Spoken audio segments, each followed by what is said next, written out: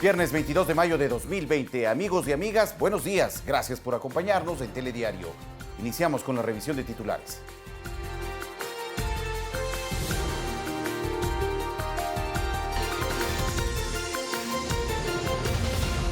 Un juez de garantías penales del Guayas dictó prisión preventiva contra José Luis R. y Verónica H., acusados de lavado de activos en Seguro Sucre. La pareja de esposos fue detenida durante operativos realizados por la Fiscalía en San Borondón y Guayaquil. La nueva línea de crédito Reactívate Ecuador entregará hasta $500,000 a negocios afectados por la emergencia sanitaria. Hasta el 26 de mayo, Quito permanecerá en semáforo en rojo luego de un análisis de la situación epidemiológica y de las víctimas de COVID-19. Las autoridades decidirán si la capital pasa o no a luz amarilla. Lleno internacional, un avión de Pakistan International Airlines se estrelló este viernes cerca del aeropuerto pakistaní de Karachi. Las 107 personas que iban a bordo, incluida la tripulación, murieron en el accidente.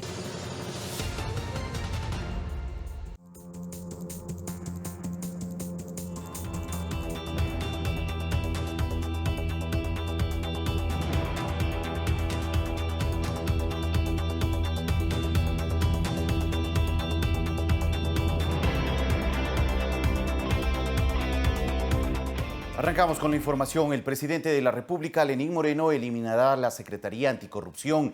La decisión fue tomada en atención a las sugerencias dirigidas por la Fiscalía General del Estado, entre otras instancias, y en pro de la confianza hacia la eficacia de los organismos de control. Enseguida, un recuento de su trabajo. Ante los pedidos de la Fiscal General, la Comisión Nacional Anticorrupción, entre otras instancias, de eliminar la Secretaría Anticorrupción adscrita al Ejecutivo, el presidente Lenín Moreno atendió dicha solicitud a pesar de calificar el accionar de esta oficina como acertada. Soy hombre de diálogo y consensos. Y si hay alguna duda de que esta Secretaría podría impedir la celeridad en cualquier caso de corrupción, señora Fiscal, señora Presidenta de la Corte Nacional de Justicia y señora Presidenta del Consejo Nacional de la Judicatura, hoy cierro la Secretaría Anticorrupción ratificando mi total confianza en la eficacia y celeridad con las que ustedes llevan adelante sus funciones. La Secretaría Anticorrupción fue creada en febrero de 2019 con el objetivo de proponer directrices para la generación de políticas públicas, acciones, seguimiento, estrategias y coordinación con otras entidades del Estado para facilitar las denuncias en actos de corrupción. Iván Granda, Dora Ordóñez y José de la Gasca dirigieron esta secretaría. El combatir la corrupción no solamente depende del sector público y de los servidores del ámbito público, sino también de todos quienes hacemos la sociedad en las diferentes esferas. Los esfuerzos que destaca esta cartera de Estado durante su existencia son aquellos que se dirigieron a la recuperación de los montos que existen en sentencias ejecutoriadas, que al momento sobrepasan los $50 millones. Adicionalmente, la coordinación con la sociedad civil, la Asamblea Nacional y otras entidades, a partir de lo cual se presentó el proyecto de ley de extinción de dominio para llegar a los bienes obtenidos ilícitamente y una iniciativa para crear jueces penales anticorrupción, así como propuestas de reformas al Código Orgánico Integral Penal enfocados en los delitos en contra de la administración pública, entre otros. Para el país es una prioridad tener jueces y fiscales anticorrupción y del crimen organizado. Otros resultados que se resalta desde la eliminada Secretaría están las alertas de corrupción a través de un instructivo de denuncias, la presentación de denuncias ante la Fiscalía sobre distintos actos de corrupción, incluso aquellos generados durante la emergencia sanitaria por el COVID-19. Tenemos dos pandemias, no solamente la del COVID, sino la de la corrupción. Pero al mismo tiempo, el primer mandatario dijo que en estricto rigor legal, atendiendo la independencia de funciones y en pro de la confianza, son las entidades de control y de justicia las llamadas a recuperar el dinero de la corrupción. Son ellos, y solo ellos, quienes pueden por ley recuperar el dinero robado por la corrupción. Al Ejecutivo no le compete esto. Repito, no le compete esta labor. Para ello está el Contralor, el Procurador, la Fiscalía y los jueces. Sin embargo, hicimos más de lo que nos correspondía. Eduardo Córdoba, Ecuador TV.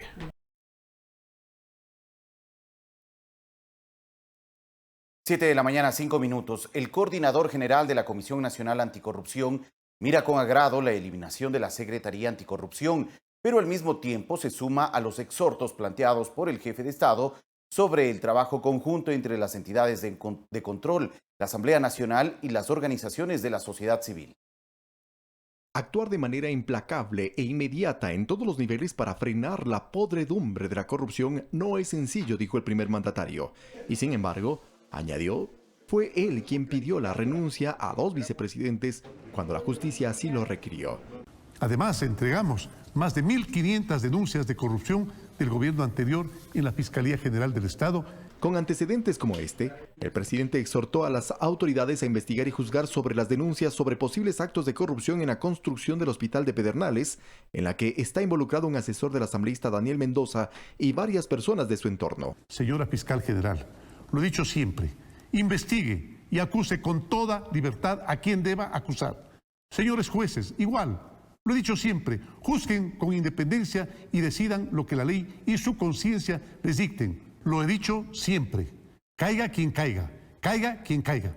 E invitó a la Comisión Nacional Anticorrupción y a la directora del Servicio de Compras Públicas para establecer un sistema eficiente y transparente. Que nunca más miremos con indignación el sobreprecio en insumos o medicamentos que tienen como propósito salvar vidas. Germán Rodas reaccionó a este pedido, primero con beneplácito ante la eliminación de la Secretaría Anticorrupción. El planteamiento de la desaparición de ese ratón cuidando al queso era un planteamiento de la Comisión Nacional Anticorrupción también, de tal manera que nos parece importante ese paso. Más allá de cualquier llamado, cumpliremos nuestra responsabilidad para enfrentar la corrupción conforme el mandato de la sociedad.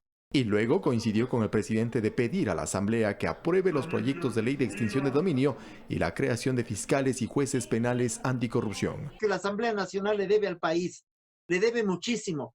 Allí ha habido una distorsión en el manejo de la lucha contra la corrupción. El mandatario también dijo que apoya la transformación de la Contraloría en un tribunal de cuentas. Y acordamos que será el señor Procurador General del Estado quien junte todas nuestras iniciativas y así facilitemos tanto la condena de los corruptos como la repatriación del dinero. Un accionar conjunto y con la participación de la sociedad civil para saldar cuentas. Eduardo Córdoba, Ecuador TV. 7 de la mañana, 8 minutos, y un juez de garantías penales del Guayas dictó prisión preventiva contra José Luis R. y Verónica H. La pareja de esposos fue detenida durante operativos realizados por la Fiscalía en San Borondón y Guayaquil. Ambos están acusados por el delito de lavado de activos por más de $1 millón en Seguro Sucre. Dentro de los casos de corrupción vinculados con Seguro Sucre, se dictó prisión preventiva para José Luis R. y Verónica H., procesados por presunto delito de lavado de activos por cerca de $1.200.000. También fue procesada la persona jurídica Controla SEC. Además, se dispuso la incautación de un vehículo y la prohibición de enajenar otros más. La pareja de esposos fue detenida durante un operativo liderado por la Unidad Antilavado de Activos de la Fiscalía, con el apoyo de la Policía Nacional, en el que se levantaron evidencias como equipos electrónicos y documentación relacionada con la investigación. Los detenidos y la persona jurídica Control Asesores de Seguros Controla SEC S.A. estarían vinculados con presuntos actos de corrupción relacionados con Seguro Sucre por pago de coimas o comisiones entre el 2013 al 2017, dinero al que se le habría dado una apariencia legal. Durante la audiencia de formulación de cargos se presentó como principales elementos de convicción reportes tributarios remitidos por el Servicio de Rentas Internas, informes ejecutivos de la Unidad de Análisis Financiero y Económico UAFE, información de transacciones bancarias y reportes de información societaria que evidenciarían movimientos financieros inusuales de los procesados. En su cuenta de Twitter, la compañía de seguros Sucre emitió un boletín indicando que como empresas no han sido notificados de ningún procedimiento por parte de la Fiscalía o de ninguna otra autoridad en sus dependencias a su personal en funciones y que no son parte de ningún proceso judicial. Y enfatizó que los allanamientos están relacionados con el caso de Juan Rivas, expresidente del directorio de la empresa. Según las acciones ejecutadas en colaboración con la justicia de Estados Unidos, Juan Javier Rivas, expresidente de Seguro Sucre y ex asesor de Rafael Correa, quien habría optado por la cooperación eficaz, en 60 días deberá presentar información a la Corte de Miami por sobornos al adjudicar y mantener contratos con empresas extranjeras. Mariuxi Buenaño, Ecuador TV. 7 de la mañana, 11 minutos, y el sector textil del país genera 167,000 plazas de empleo en Ecuador, pero durante la pandemia la mayoría de empresas relacionadas a este sector no ha trabajado. Las pérdidas en ventas ascienden a 150 millones de dólares. Frente a esto, las fábricas se reinventan y producen artículos que no elaboraban antes, entre ellos mascarillas y trajes antifluidos. Por la emergencia sanitaria en general en Ecuador se dejan de vender 210 millones de dólares al día según las autoridades. El sector textil es uno de los que más empleos genera para las mujeres en el Ecuador y también es de los más afectados por la caída de ventas. En este sector las pérdidas ascienden a 150 millones de dólares. Son 167,000 puestos de trabajo. Lo más importante en ese sector es que 73% son mujeres y es importante ir reactivando. Es decir, estamos trabajando junto con cada uno de los sectores industriales. En esta fábrica ubicada en la parroquia de Amaguaña, a 50 minutos de Quito, todo cambió, pero no se detuvieron las operaciones debido a la emergencia sanitaria. De realizar artículos para el hogar, pasaron a hacer mascarillas antifluidos, es decir, sus fibras no permiten que pase el agua. También diseñaron este traje antifluidos y sus materiales son de poliéster y algodón, 100% telas nacionales. No estábamos preparados quizás a hacer prendas, a hacer cortes anatómicos, otro tipo de costura, pero la gente se reinventó, la gente aportó, que sobre todo hay detrás de toda una técnica, un diseño, un desarrollo, una innovación que parte desde la tela, el diseño del corte anatómico, las propiedades que tienen los textiles y los acabados que podemos darlos para dar una solución ante esta emergencia. Se apoyan en mujeres que tienen máquinas de coser en su casa y les entregan el material completo de las mascarillas para que las cosan en sus hogares. El pago es semanal. Terminan toda la costura, nosotros recogemos este material y así estamos generando también empleo desde los hogares, porque lo que hemos visto es que son mujeres cabezas de hogar y hemos encontrado dos poblaciones, una que se dedicaban al arte de la confección y obviamente por obvias razones no han podido hacer sus productos, o personas que han perdido desafortunadamente el empleo, y hemos a través de estas mascarillas generando empleo. Las mascarillas que fabrican, al ser no quirúrgicas, están autorizadas para exportación. El gobierno y la IT ya nos han avalado para poder exportar. Nosotros ya iniciamos a enviar muestras a Chile, a Estados Unidos, para ver la posibilidad. Estas mascarillas, aunque tienen una protección 100% en el tema de reutilizable y la repelencia de antifluidos, no son quirúrgicas, por ende no tenemos la limitante de no exportar, porque lo más importante es que es un producto 100% ecuatoriano y estamos pensando sacarlo también a nivel mundial. Existen 2 turnos de trabajo y se redujeron las jornadas laborales por la emergencia sanitaria. Se cumplen protocolos de bioseguridad en el ingreso del personal y durante el horario de trabajo. Verónica Rivadeneira, Ecuador TV. 7 de la mañana, 14 minutos, y la nueva línea de crédito Reactívate Ecuador entregará desde 500 hasta 500,000 dólares a negocios afectados por la emergencia sanitaria. Esta iniciativa se financiará en un principio con 1.150 millones de dólares, recursos provenientes de organismos multilaterales como el Fondo Monetario Internacional. El gobierno ecuatoriano lanza una línea de crédito denominada Reactívate Ecuador con el propósito de oxigenar las economías de las micro, pequeñas y medianas empresas afectadas por la crisis económica derivada de la emergencia sanitaria por el COVID-19. Este producto se financiará en un principio con 1.150 millones de dólares, recursos provenientes de organismos multilaterales como el Fondo Monetario Internacional, el Banco Mundial, el Banco Interamericano de Desarrollo y la Corporación Financiera para el Desarrollo de Estados Unidos, mismos que se canalizarán en un fondo de reactivación. Patricio Alarcón, presidente de la Cámara de Comercio de Quito, manifiesta que este crédito es un auténtico salvavidas para los negocios.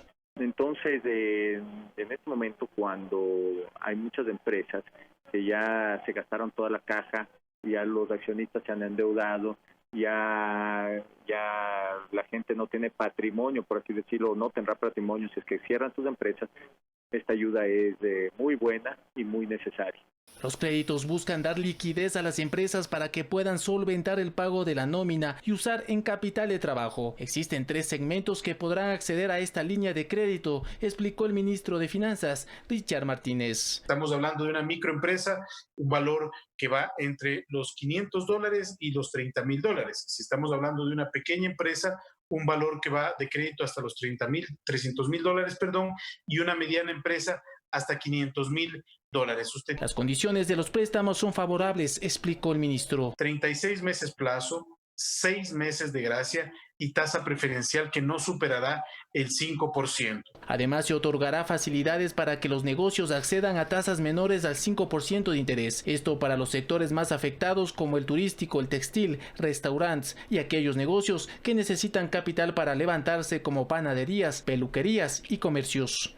Agrícola y el sector agroindustrial es un sector que ha demostrado una alta resiliencia y un gran potencial para el Ecuador. Y es un sector al que vamos a volcar los recursos de manera importante para que pueda surgir. Desde el lunes 25 de mayo los créditos ya estarán a disposición del sector productivo. La gestión estará a cargo del Banco del Pacífico. Se espera que en los próximos días más entidades financieras y cooperativas se sumen a esta iniciativa que no hubiera sido posible si el gobierno ecuatoriano no cancelaba sus haberes con los organismos multilaterales. Juan Carlos Figueroa, Ecuador TV.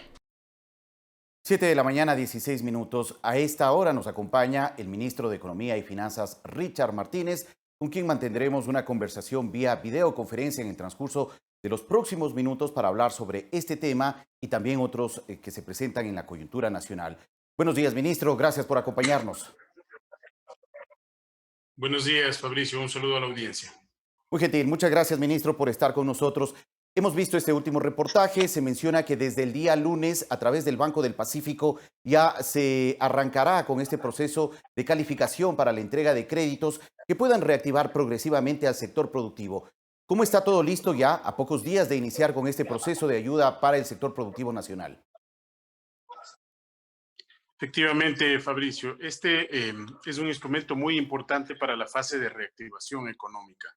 Esta fase en donde se empieza a reabrir la economía, los negocios empiezan a operar con una relativa normalidad en función de la actividad económica y se necesitan de instrumentos que permitan que las empresas puedan entrar en funcionamiento.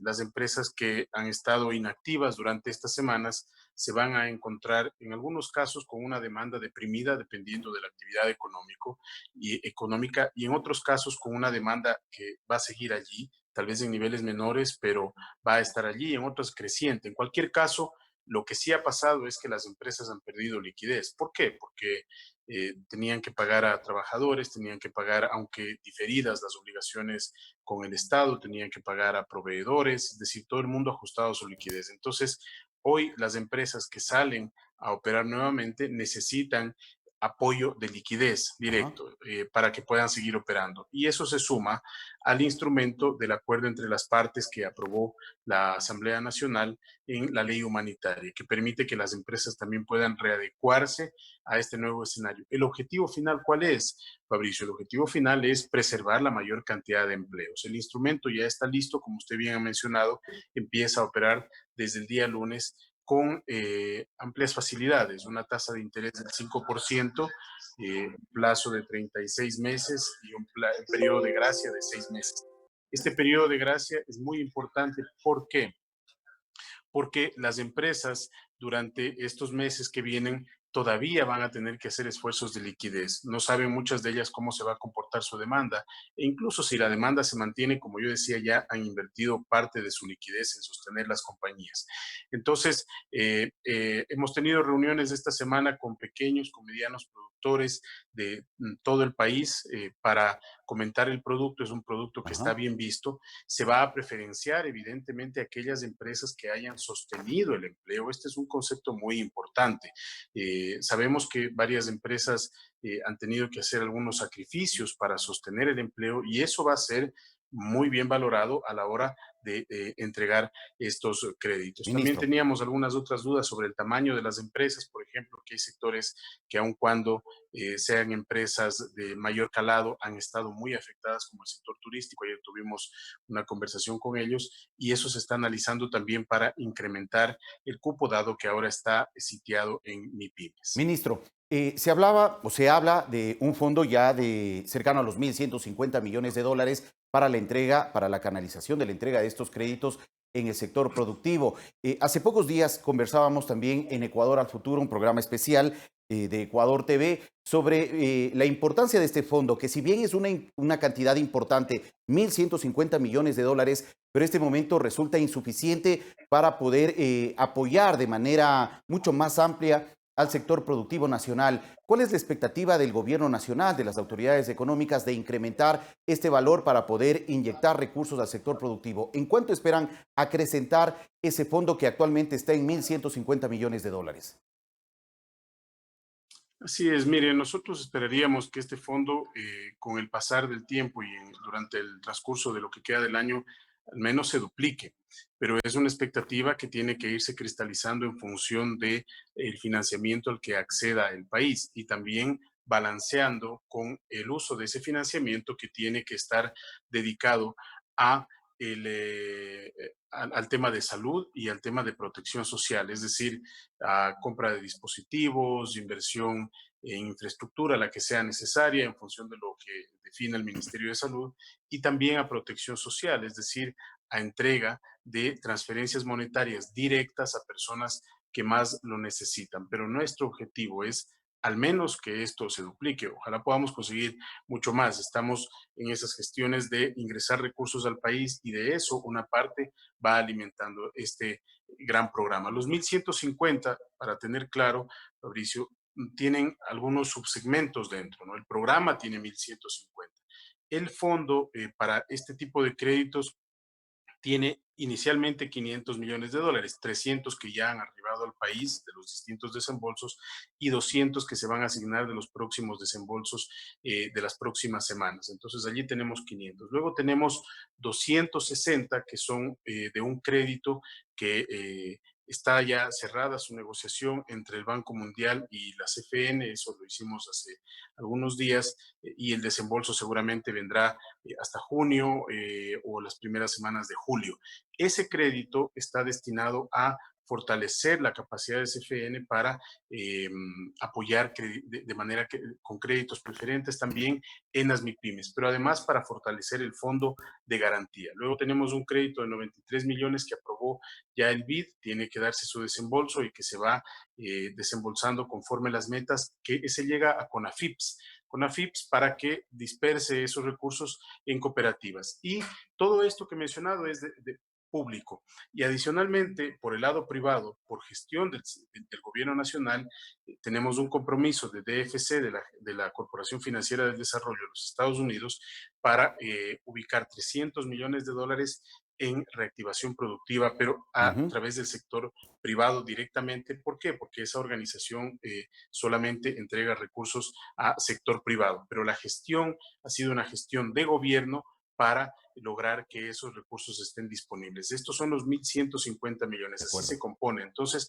en la medida en que nosotros vayamos accediendo, estamos creando también, estamos negociando con otras fuentes para tener créditos y apoyos crediticios, porque eso es lo más importante en este momento, que las pequeñas, las medianas empresas tengan la capacidad de sobrevivir, tengan la capacidad de crecer y tengan la capacidad de reinventarse para no afectar el empleo. Muy bien, ministro, gracias por la aclaración. Quisiera también que podamos abordar otros temas de coyuntura nacional relacionados a su función. En la Asamblea Nacional hay interés de llamarlo a juicio político. La Comisión de Educación ha aprobado ya una solicitud que pasará al CAL para eventualmente ser tratado en el Pleno de la Asamblea sobre un posible juicio político en su contra por esta decisión de llevar a cabo un reordenamiento de las asignaciones económicas para el sector de la educación. ¿Qué opinión le merece esto? Mire, la Asamblea tiene eso dentro de sus facultades y sus atribuciones.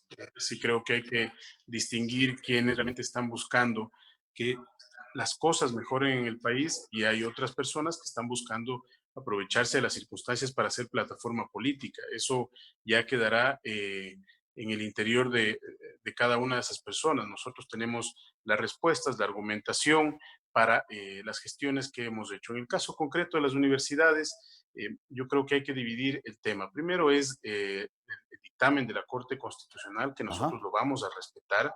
Es un dictamen que tiene que ser argumentado también por el gobierno nacional, pero por lo pronto ya ha dicho la Corte, suspéndase ese instrumento que hace una asignación en función de los nuevos ingresos del Estado.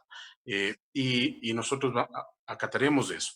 Pero en lo de fondo, sí vamos también a plantear nuestros argumentos, porque esto, Fabricio, no es que se trata de una voluntad del Ministerio de Economía y Finanzas. Hay reglas en la ley que establecen cómo se fondea el fondo de asignación para las universidades. Y esas reglas están relacionadas con los ingresos que tiene el gobierno nacional. Y esos ingresos se han disminuido sustancialmente y se van a disminuir a lo largo del año, es decir, la realidad es diferente. Entonces, eso también lo vamos a plantear en la discusión. Y otra discusión aparte que yo creo que debemos tener como sociedad, y a mí me encantaría que avancemos en ese debate, también es la eficiencia en el uso de los recursos de las universidades. Yo hago un llamado respetuoso a los asambleístas también, para que convoquen a los rectores de las universidades y den muestra del nivel de eficiencia con el que se están utilizando los recursos. El año pasado se utilizaron el 87% de los recursos presupuestados. La pregunta es si es que este año se van a utilizar recursos, por ejemplo, en viajes, en viáticos, en pasajes. Hay rectores que hoy ganan más que el presidente de la República, esa es la realidad. Hay servicios administrativos que están sobrecargados en algunas universidades cuando deberían estarse enfocando en temas de investigación y cupos para los estudiantes. Hay universidades que han amenazado diciendo, como hay este nuevo presupuesto, entonces yo voy a cerrar el cupo para este año. Y otras que dicen la afectación presupuestaria es del 10%, voy a reducir en 50% el cupo.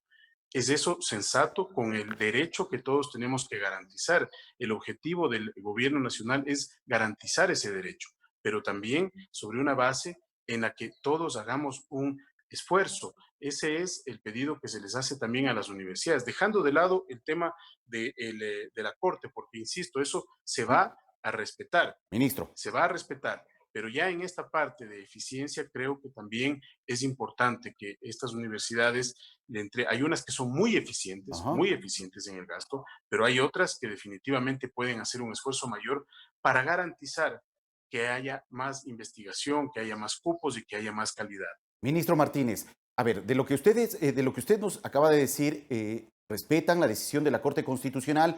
Eso significa entonces que no ha habido ningún tipo de reducción en este momento, por lo menos hasta hoy, para las asignaciones de las universidades. Se ha respetado ese pronunciamiento de la Corte Constitucional. Y lo otro, la Comisión de Educación de la Asamblea insiste en que esta decisión de revisar los presupuestos para el sector educativo, la situación de las universidades y el Ministerio de Educación incluso, se ha tomado de forma ilegal, antitécnica y arbitraria. Bueno, no, aquí no existen obviamente de nuestro lado ilegalidades, tampoco existen arbitrariedades. Todo el trabajo es coordinado con nosotros, con las otras carteras de Estado, y las carteras de Estado de cada área son las que establecen las prioridades, cómo se pueden reasignar los recursos, cómo se pueden reubicar los recursos. Ojo que el Ministerio de Economía y Finanzas hace un trabajo, pero la gestión propiamente dicha de cada sector corresponde a cada ministerio. Entonces, mal haríamos nosotros en entorpecer esa labor. Todo sale sobre la base de la realidad que están viviendo las distintas carteras de Estado, y esto ha sido coordinado con todas estas entidades para adecuarnos a una nueva realidad. Ministro, ya para cerrar esta entrevista, este mes se cumplirá con el pago de los salarios. Le pregunto esto porque hay desde distintas instancias y desde distintas funciones, la Asamblea Nacional, por ejemplo, donde se asegura que no existen los recursos para el pago de salarios que ya correspondían al mes anterior. Fabricio, el día de ayer ya se cancelaron todos los salarios. Yo había dicho que íbamos a cerrar esta semana cancelando los salarios, hemos cumplido la palabra. El día de ayer pudimos hacer un esfuerzo adicional a nivel de operaciones de tesorería, básicamente, para lograr tener los recursos. No es una situación sencilla, no es una cuestión de voluntades tampoco, es una realidad material que estamos viviendo con un precio del petróleo que cayó a niveles inusitados, con una paralización de la actividad económica muy fuerte que impide recaudaciones de IVA. Por ejemplo, el mes pasado cayeron en 41% las recaudaciones de IVA interno y el precio del petróleo, como ustedes saben, está en niveles mucho más bajos de lo presupuestados, casi la mitad. Entonces, ese escenario ha hecho que y la atención prioritaria a sectores como salud ha hecho que tengamos esta realidad por delante. Ya nos hemos puesto al día, esto creo que es una noticia positiva dentro del complejo escenario que vivimos y obviamente nuestro objetivo es que esto se vaya regularizando con el pasar de los días. En la medida en que vamos reabriendo la economía, podemos tener una recaudación mucho más homogénea en la medida en que el precio del petróleo se estabilice y que podamos tener unos ingresos mucho más homogéneos, aunque reducidos, pero ya homogéneos, que es lo que pasó en los meses anteriores, donde se cortaron por completo esos ingresos. Muchas gracias, ministro, por la información compartida. Muchas gracias a usted, Fabricio.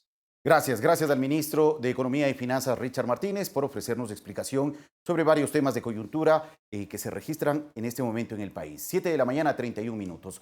Vamos a una pausa, regresamos en breve con más.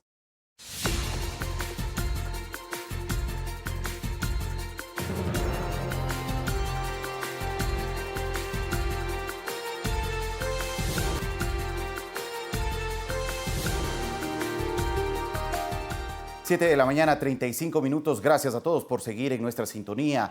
Nos conectamos de inmediato vía videoconferencia con el general Osvaldo Jarrín, ministro de Defensa de nuestro país, para conversar en los próximos minutos sobre el trabajo que se cumple por parte de Fuerzas Armadas frente a esta emergencia sanitaria. Buenos días, general. Gracias por acompañarnos.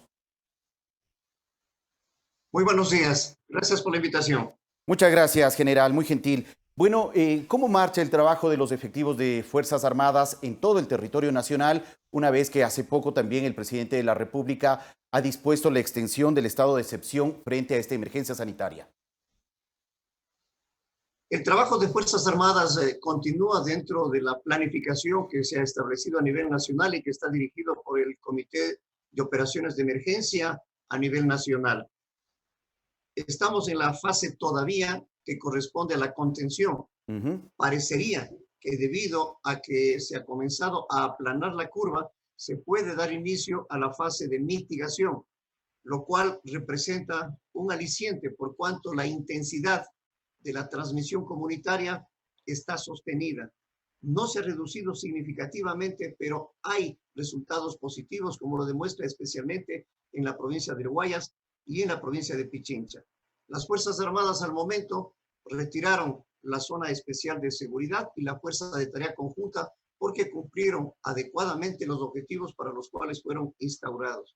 Este momento tenemos todavía, como corresponde en la planificación para esta situación de emergencia sanitaria, 34,000 efectivos en todo el territorio nacional. De tal manera que nos permita tanto dar seguridad a las fronteras, norte, sur, marítima, y a las provincias que están aplicando las restricciones de movilidad.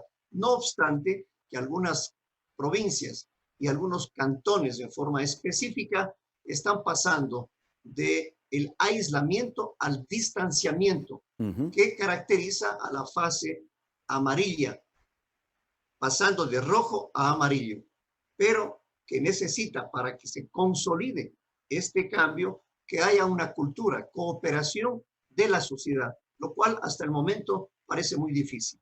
Ministro Jarrín, ¿qué implica pasar de esta fase de contención a mitigación por parte de los efectivos de Fuerzas Armadas? Cuando se establecieron las fases, están reguladas por la OMS, significa que la contención es la forma de cómo mantener en la mejor forma la previsión y evitar el contagio comunitario. Pero para la mitigación se trata de reducir las medidas restrictivas, especialmente de movilidad humana, de comercio, de actividades.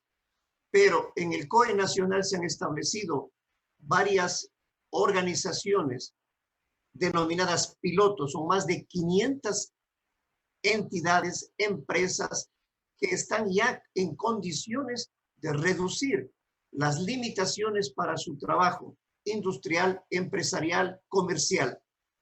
Esto es reducir las medidas restrictivas y dar oportunidad para que otro de los factores de la crisis, que es el comercio, la producción, la economía, no se vean afectadas. Y poco a poco se vaya reduciendo las restricciones hasta llegar a una normalidad en la vida diaria de comercio y actividad.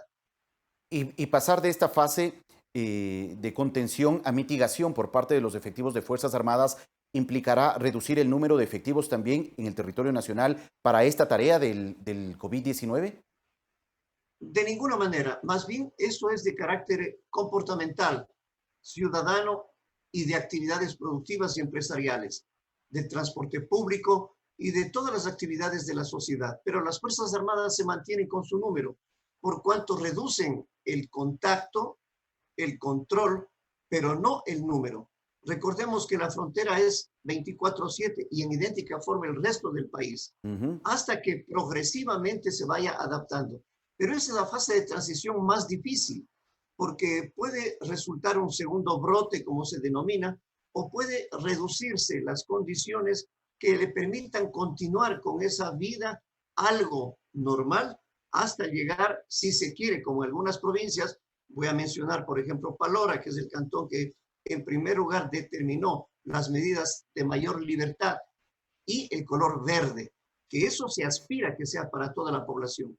Pero esto debe estar regulado esencialmente, como en el COE nacional, con el Ministerio de Salud, que es la primera autoridad que determina, por obvias razones, régimen sanitario, salubridad, medidas preventivas, medidas que puedan ir controlando la transmisión comunitaria y se pueda establecer que el sistema de salud controle definitivamente la situación.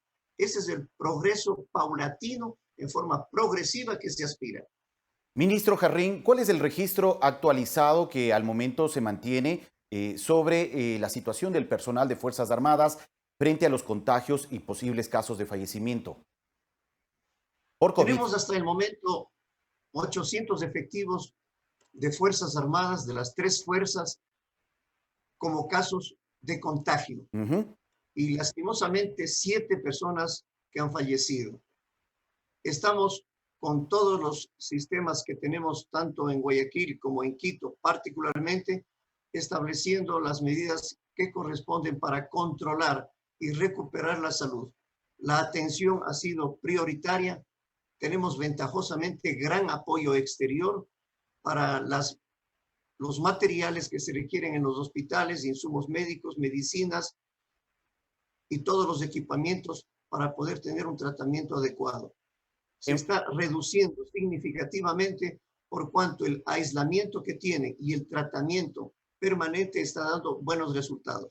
En Fuerzas Armadas también se está realizando pruebas constantes para determinar eventuales casos de COVID-19. Hemos tenido un trabajo excepcional por parte del ISFA, el Instituto de Seguridad Social de Fuerzas Armadas. Ha realizado más de 7,000 compras de pruebas rápidas y se han distribuido a las ciudades. Especialmente hemos focalizado donde está nuestro principal esfuerzo principal, que es la provincia del Guayas. Y asimismo las medicinas que corresponden. No tenemos las condiciones suficientes para controlar en forma definitiva, pero nos está dando buen resultado y tenemos a nuestro personal en las mejores condiciones para que se recupere y pueda continuar en el servicio que presta a la ciudadanía. Ministro, hace poco, y ya para cerrar este espacio de entrevista, nos mencionaba que los 34.000 efectivos de Fuerzas Armadas que están trabajando y supervisando el orden a nivel nacional no han descuidado también otros tipos de competencias y responsabilidades. Por ejemplo, el control en las fronteras y en las provincias donde existe actualmente restricción de movilidad.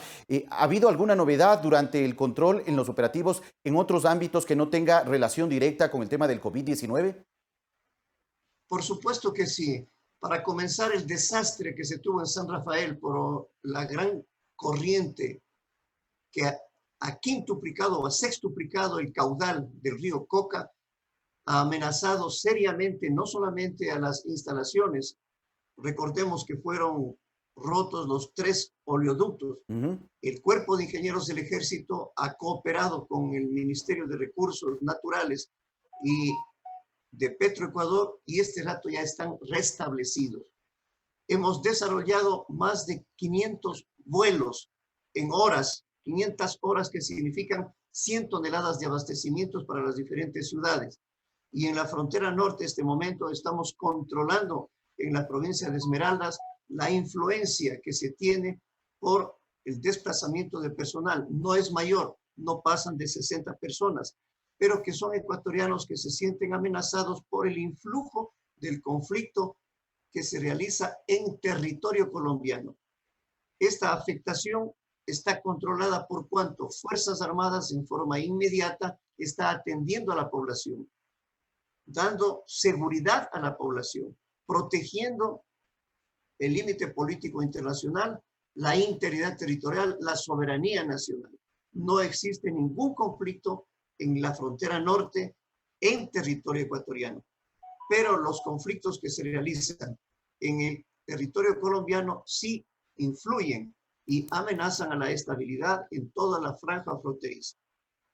Ministro, muchas gracias por la información compartida. ¿Habrá algún operativo especial la próxima semana frente a este anuncio de varias organizaciones y sectores de la sociedad de movilizarse? Es una gran preocupación que tenemos, porque la gente, especialmente los organizadores, desconocen, no quieren aceptar que vivimos en un estado de excepción y en una emergencia sanitaria, con condicionantes especiales, y que cualquier llamamiento, cualquier amenaza al Estado es un delito. Pero no solamente que no respetan a la autoridad, no respetan a las leyes, no respetan a la organización del Estado, sino que desafían. Y esto es una gran preocupación de las Fuerzas Armadas. No descuidaremos el cumplimiento de nuestras misiones en todo el territorio nacional y estaremos siempre atentos y preparados a cualquier tipo de manifestación que trate de cambiar el orden constitucional, el orden social, provoquen y pretendan desestabilizar. Las Fuerzas Armadas protegerán el orden constitucional, preservarán la seguridad de la población y estamos atentos a cualquier tipo de desafío que irresponsablemente están provocando. Conocemos que el conflicto social es una derivación de la crisis sanitaria que se vive. No es solamente el COVID al que estamos enfrentando. Enfrentamos también a situaciones graves que atentan a la organización y al orden social, pero es parte de las responsabilidades de la policía y con el apoyo, como siempre, de las Fuerzas Armadas, procuraremos que la estabilidad no amenace a las actividades normales, especialmente económicas que necesita el país en esta situación de crisis, que no solamente ha pasado de lo sanitario, de la salud, del aspecto humano, sino también a las actividades de la sociedad en la economía. Gracias, ministro Jarrín, por la información compartida. Muchas gracias. Gracias a usted. Agradecemos al ministro Osvaldo Jarrín, ministro de Defensa de nuestro país, por ofrecernos información sobre el trabajo cumplido por los efectivos de Fuerzas Armadas a nivel nacional frente a esta emergencia sanitaria que se atraviesa en Ecuador. Son las 7 de la mañana con 48 minutos. Vamos a una pausa. Regresamos en breve con más.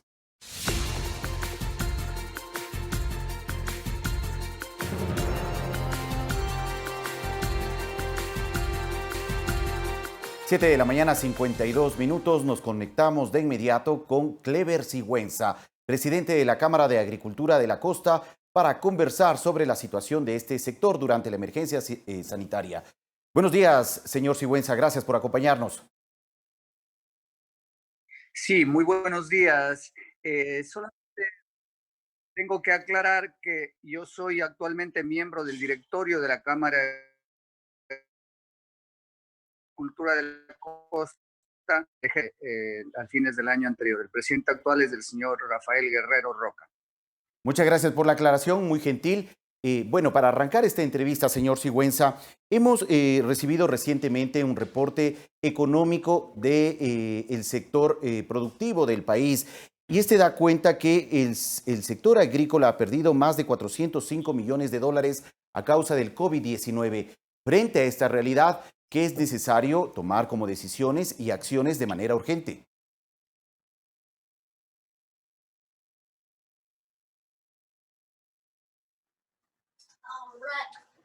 Sí, mire, señor periodista, el sector agrícola, al igual que todo el Ecuador, está inmerso dentro de una economía excesivamente costosa. Entonces, las decisiones que se tomen para corregir esta distorsión de la economía va a ser útil también. Todas esas decisiones van a ser útiles para hacer más competitivo el sector agrícola.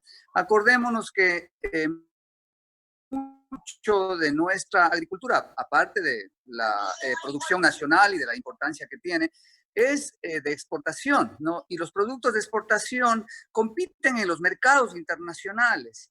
Entonces, la corrección de la economía y cuyos pasos importantes ha dado actualmente el gobierno, algunos de los pasos importantes ha dado actualmente el gobierno, pues nos van a servir también para el sector agrícola, para ser más competitivo. Por ejemplo, ¿qué tipo de decisiones podrían beneficiar y apalancar la reactivación del sector agrícola en el país frente a esta situación?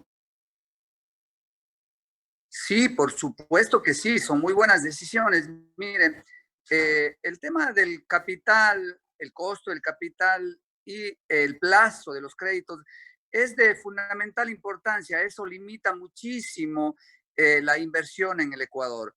Pero eso es una realidad de mercado, ¿no? Intervenir a la fuerza en ese sector es más bien más nocivo, ¿no? Por lo tanto, las medidas que se deben tomar, en este caso que se están tomando, son acertadas, ¿no? Pues van enfocadas hacia la sostenibilidad del gasto público, hasta la sostenibilidad fiscal y hacia la liberación de la competencia externa en el sector financiero, etcétera. Entonces, son excelentes medidas que sin duda van a impactar en mayor disponibilidad de crédito. El Ministerio de Finanzas, por su lado, está anunciando montos importantes de crédito de organismos internacionales, en este caso el BID, canalizados a través del Banco del Pacífico, una tasa de interés del 5% para crédito, para capital de trabajo y para pagar salarios, lo cual va a impactar en la reactivación. Señor Sigüenza, dentro del ámbito agrícola, ¿cuál ha sido el subsector más afectado frente a la crítica situación que ha atravesado el país por la emergencia sanitaria? ¿Tienen cuantificado ustedes el número de empresas o trabajadores también afectados por esta situación? Sí, por favor me repite que por un momento se interrumpió la primera parte. Claro que sí, señor Sigüenza, con todo gusto. Ustedes como Cámara del sector agricultor manejan un registro de cuántas empresas se han visto afectadas, cuántos trabajadores también se han visto afectados en su estabilidad laboral, cifras que reflejen un poco la situación del sector frente a esta emergencia que vive el país. Mire, no tenemos cifras concretas, es muy complejo, ¿no? Habida cuenta que existen más de cerca de 1 millón de predios agrícolas en el Ecuador, de todos los tamaños, no principalmente los predios pequeños, pero a nivel de empresas y predios grandes, pues existen miles, ¿no? Alrededor de 100.000 predios grandes. Entonces, es muy complicado. Sin embargo, sí vale la pena aclarar que, a diferencia de otros sectores, en esta pandemia el sector agrícola ha seguido trabajando y realmente no se han producido mayores despidos, ¿no? Dentro de una realidad crítica que vale la pena también mencionarlo con frontalidad, que el sector agrícola es el que menos empleos formales de todo el país tiene. Apenas en el sector agropecuario existían 25% de empleos formales, ¿no? Esto refleja la dura realidad de la competitividad y de la realidad de la rigidez laboral, no solamente 25%, ¿no? Pero a nivel de despidos en esta pandemia, pues no son de la magnitud de otros sectores, salvo el caso, sí, vale la pena aclarar, de las flores en la sierra, ¿no? Donde más de 120 empresas, ¿no? Yo no soy el vocero autorizado del sector de flores, pero tengo conocimiento de que más de 120 empresas han tenido que despedir a sus trabajadores y están en una franca situación de quiebra si es que el Estado no les permite regularizar los despidos para que ellos puedan reactivarse y después volver a contratar. ¿Y tienen algún registro de cuáles han sido las provincias más afectadas, por ejemplo, en la región litoral? ¿Y qué tipo de producción agropecuaria también ha sido la que más vulnerable ha estado frente a este tema de la emergencia sanitaria? Sí, mire, no hay una afectación importante en el litoral, producto de la pandemia en particular. Venimos teniendo ya una pérdida de competitividad muy fuerte que nos, ya por el sistema económico del país, que nos ha hecho perder mercados, ¿no? Importantes mercados, el mercado americano prácticamente lo hemos perdido para el banano. Aparte del arroz, del maíz, que son de consumo nacional, y del azúcar, que son muy importantes, la costa se especializa en productos de exportación, banano, cacao, etcétera, ¿no? Que en estas circunstancias son de vital importancia para el Ecuador en la generación de divisas y en la generación de empleo formal. De ese 25% del sector agropecuario corresponden fundamentalmente a los cultivos de exportación. De acuerdo, muchas gracias. Formal. De acuerdo, muchas gracias, señor Sigüenza, por la información compartida, y sin duda hay expectativas también sobre la apertura de estas líneas de crédito para poder reactivar progresivamente el sector productivo nacional. Muy importante, tenemos que ponerle fe al país, tenemos capacidad, vamos a salir adelante. Gracias, muy gentil. Agradecemos al señor Clever Sigüenza, integrante de la Cámara de Agricultura de la Costa, por ofrecernos un panorama brevemente de la situación que también se está viviendo en este sector del ámbito productivo del país frente a la presencia de la emergencia sanitaria en Ecuador. Gracias también a todos ustedes por acompañarnos. En breve, Sofía Montoya con más información aquí en Telediario en Ecuador TV. Buen día a todos.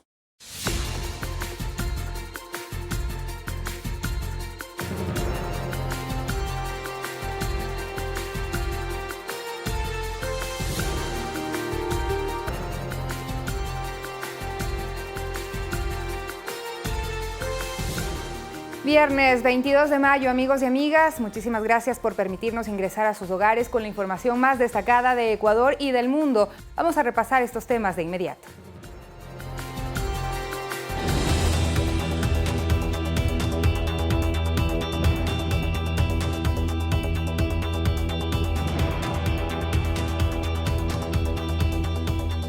El presidente Lenín Moreno eliminará la Secretaría Anticorrupción. La decisión fue tomada en atención a las sugerencias dirigidas por la Fiscalía General del Estado, entre otras instancias, en pro de la confianza hacia la eficacia de los organismos de control. Enseguida, un recuento de su trabajo.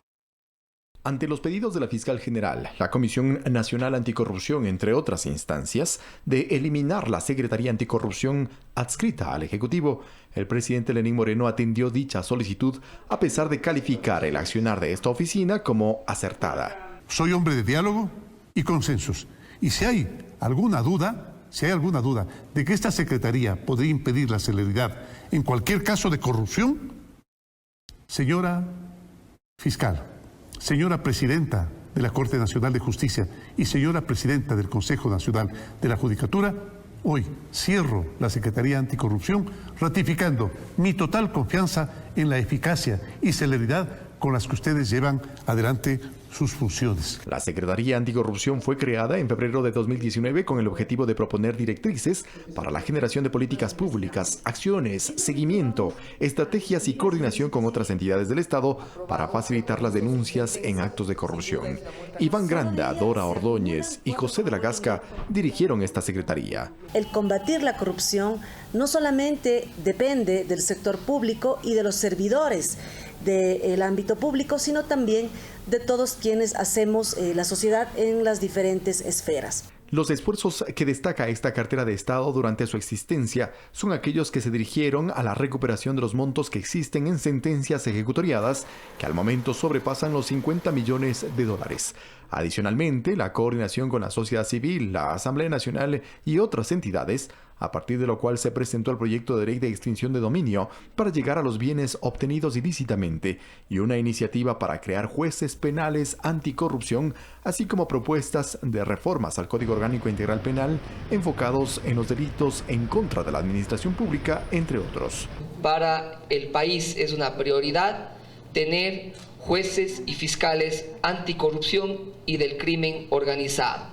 Otros resultados que se resalta desde la eliminada Secretaría están las alertas de corrupción a través de un instructivo de denuncias, la presentación de denuncias ante la Fiscalía sobre distintos actos de corrupción, incluso aquellos generados durante la emergencia sanitaria por el COVID-19. Tenemos dos pandemias, no solamente la del COVID, sino la de la corrupción. Pero al mismo tiempo, el primer mandatario dijo que en estricto rigor legal, atendiendo la independencia de funciones y en pro de la confianza, son las entidades de control y de justicia las llamadas a recuperar el dinero de la corrupción. Son ellos, y solo ellos, quienes pueden por ley recuperar el dinero robado por la corrupción. Al Ejecutivo no le compete esto. Repito, no le compete esta labor. Para ello está el Contralor, el Procurador, la Fiscalía y los jueces. Sin embargo, hicimos más de lo que nos correspondía. Eduardo Córdoba, Ecuador TV. 8 de la mañana con 5 minutos. El coordinador general de la Comisión Nacional Anticorrupción mira con agrado la eliminación de la Secretaría Anticorrupción, pero al mismo tiempo se suma a los exhortos planteados por el jefe de Estado sobre el trabajo conjunto entre las entidades de control, la Asamblea Nacional y las organizaciones de la sociedad civil. Actuar de manera implacable e inmediata en todos los niveles para frenar la podredumbre de la corrupción no es sencillo, dijo el primer mandatario. Y sin embargo, añadió, fue él quien pidió la renuncia a 2 vicepresidentes cuando la justicia así lo requirió. Además, entregamos más de 1.500 denuncias de corrupción del gobierno anterior en la Fiscalía General del Estado.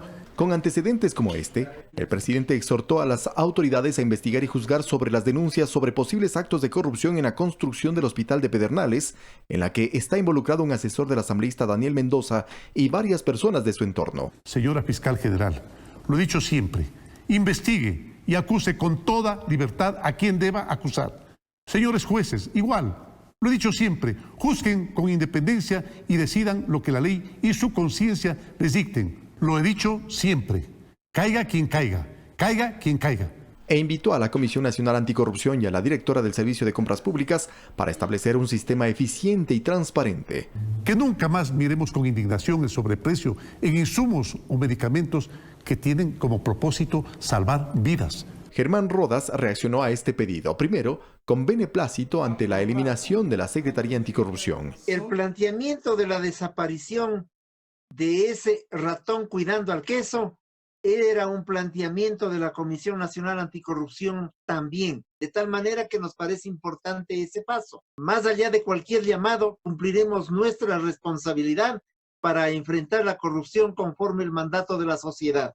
Y luego coincidió con el presidente de pedir a la Asamblea que apruebe los proyectos de ley de extinción de dominio y la creación de fiscales y jueces penales anticorrupción. Que la Asamblea Nacional le debe al país, le debe muchísimo. Allí ha habido una distorsión en el manejo de la lucha contra la corrupción. El mandatario también dijo que apoya la transformación de la Contraloría en un tribunal de cuentas. Y acordamos que será el señor Procurador General del Estado quien junte todas nuestras iniciativas y así facilitemos tanto la condena de los corruptos como la repatriación del dinero. Un accionar conjunto y con la participación de la sociedad civil para saldar cuentas. Eduardo Córdoba, Ecuador TV. Y hablando de corrupción, un juez de garantías penales del Guayas dictó prisión preventiva contra José Luis R. y Verónica H. La pareja de esposos fue detenida durante operativos realizados por la Fiscalía en San Borondón y Guayaquil. Ambos están acusados por el delito de lavado de activos por más de $1 millón en Seguro Sucre. Dentro de los casos de corrupción vinculados con Seguro Sucre, se dictó prisión preventiva para José Luis R. y Verónica H., procesados por presunto delito de lavado de activos por cerca de $1.200.000. También fue procesada la persona jurídica Controla SEC. Además, se dispuso la incautación de un vehículo y la prohibición de enajenar otros más. La pareja de esposos fue detenida durante un operativo liderado por la Unidad Antilavado de Activos de la Fiscalía, con el apoyo de la Policía Nacional, en el que se levantaron evidencias como equipos electrónicos y documentación relacionada con la investigación. Los detenidos y la persona jurídica Control Asesores de Seguros Controla SEC S.A. estarían vinculados con presuntos actos de corrupción relacionados con Seguro Sucre por pago de coimas o comisiones entre el 2013 al 2017, dinero al que se le habría dado una apariencia legal. Durante la audiencia de formulación de cargos se presentó como principales elementos de convicción reportes tributarios remitidos por el Servicio de Rentas Internas, informes ejecutivos de la Unidad de Análisis Financiero y Económico UAFE, información de transacciones bancarias y reportes de información societaria que evidenciarían movimientos financieros inusuales de los procesados. En su cuenta de Twitter, la compañía de Seguro Sucre emitió un boletín indicando que como empresas no han sido notificados de ningún procedimiento por parte de la Fiscalía o de ninguna otra autoridad en sus dependencias a su personal en funciones y que no son parte de ningún proceso judicial, y enfatizó que los allanamientos están relacionados con el caso de Juan Rivas, expresidente del directorio de la empresa. Según las acciones ejecutadas en colaboración con la Justicia de Estados Unidos, Juan Javier Rivas, expresidente de Seguro Sucre y ex asesor de Rafael Correa, quien habría optado por la cooperación eficaz, en 60 días deberá presentar información a la Corte de Miami por sobornos al adjudicar y mantener contratos con empresas extranjeras. Mariuxi Buenaño, Ecuador TV. Y la Asociación Ecuatoriana de Importadores y Distribuidores de Productos Médicos advierten irregularidades en la selección de proveedores en el sector público. A criterio de Marcelo Dueñas, abogado experto en compras públicas, en estos procesos es necesario hacer estudios de mercado y buscar los mejores oferentes para evitar un sobreprecio.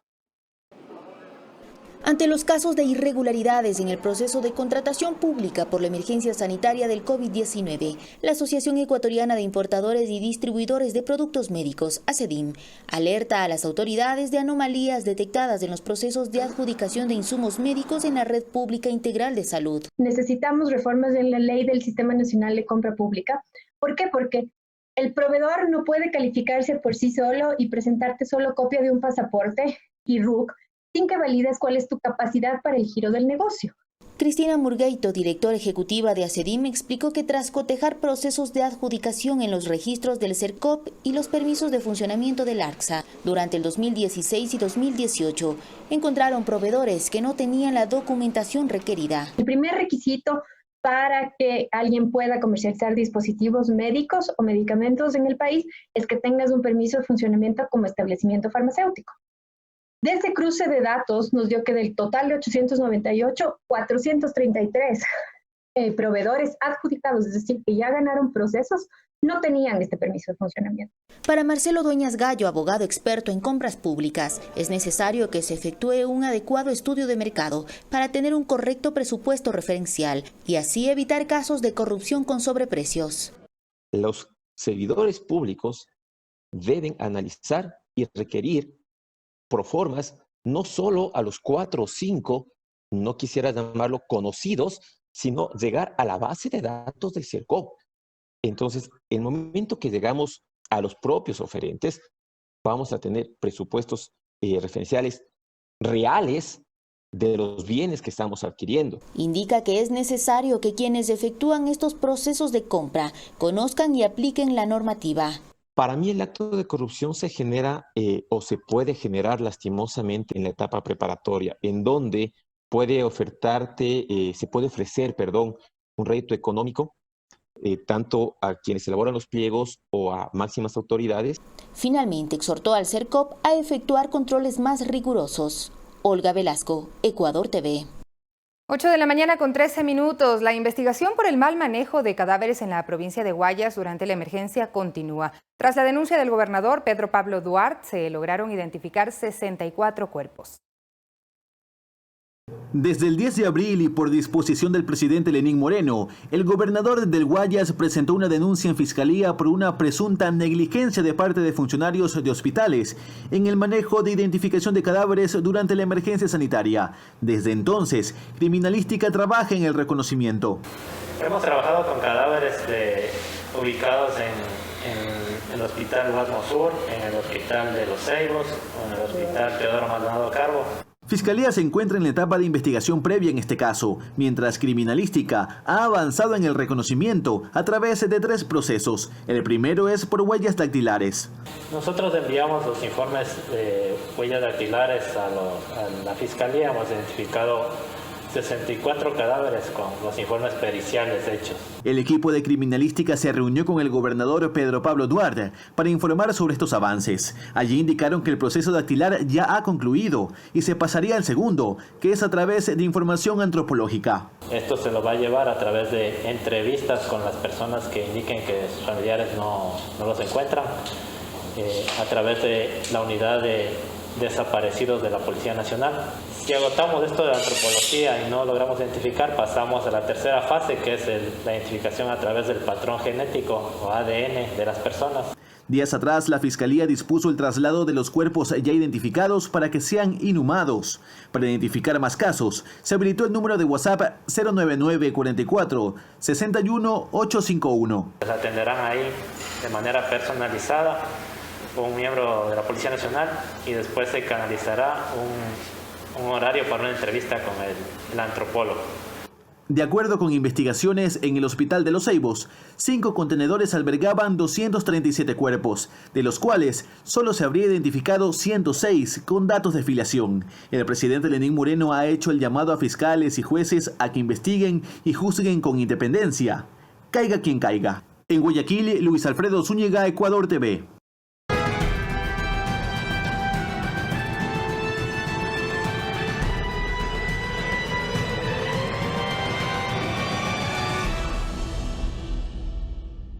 El gobierno nacional tomó varias medidas para enfrentar la crisis sanitaria por el COVID-19. Según las autoridades, se fortaleció la atención en la salud, educación y seguridad. Oficialmente, el primer caso de coronavirus en Ecuador se confirmó el 29 de febrero. La entonces ministra de Salud, Catalina Andramuño, informó que se trataba de una mujer de 70 años de edad que ingresó a Guayaquil. Se trata de un caso importado, una ciudadana ecuatoriana que reside en España, que ingresó a nuestro país el 14 de febrero sin sintomatología. Sin embargo, recientes reportes del Comité de Operaciones de Emergencia Nacional revelaron que el primer caso se habría detectado el 12 de febrero pasado en la provincia del Guayas. Para prevenir y limitar la transmisión de la enfermedad, inicialmente se implementó un cerco epidemiológico y de vigilancia entre los pasajeros del avión en el cual viajó la paciente cero, sus familiares y el equipo médico que la atendió. En ese periodo, el gobierno tomó varias acciones. El miércoles 11 de marzo, el presidente Lenín Moreno declaró el estado de emergencia sanitaria. Mayores medidas de control y aplicación de restricciones para eventos masivos y de concentración de gente. Para contener la propagación del virus, el 16 de marzo el gobierno decretó el estado de excepción. El primer mandatario dispuso el cierre de los servicios públicos, excepto salud, seguridad, servicios de riesgos, entre otros. Además, se implementó el toque de queda, iniciando así las medidas de aislamiento. Estamos tomando decisiones difíciles que molestan e incomodan a algunos compatriotas, pero o impedimos el contagio masivo con decisiones que sean fuertes o lamentaremos no haberlo hecho a tiempo. Ante el incremento de casos, principalmente en Guayas, el 23 de marzo se declaró a esa provincia en zona especial de seguridad, otorgando a las Fuerzas Armadas su control. Debido a la restricción de la movilidad, se impulsó el Plan Educativo COVID-19, con el que 4.3 millones de estudiantes a nivel nacional pueden contar con sus actividades académicas de manera virtual. Pese a que se suspendió el tráfico aéreo, se efectuaron 100 vuelos humanitarios, que hasta la fecha permitieron retornar a Ecuador a más de 10.000 compatriotas procedentes de 47 países. Para atender esta emergencia, el gobierno destinó 465 millones de dólares, inversión que según las autoridades aumentará. Vamos a asignar 750 millones de dólares para fortalecer los sistemas de salud y protección social para los más vulnerables. Además, se implementaron medidas encaminadas a un nuevo mecanismo para fijar el precio de combustibles, la reducción de horas de trabajo y la eliminación de empresas públicas, con la finalidad de reducir el tamaño del Estado. Olga Velasco, Ecuador TV.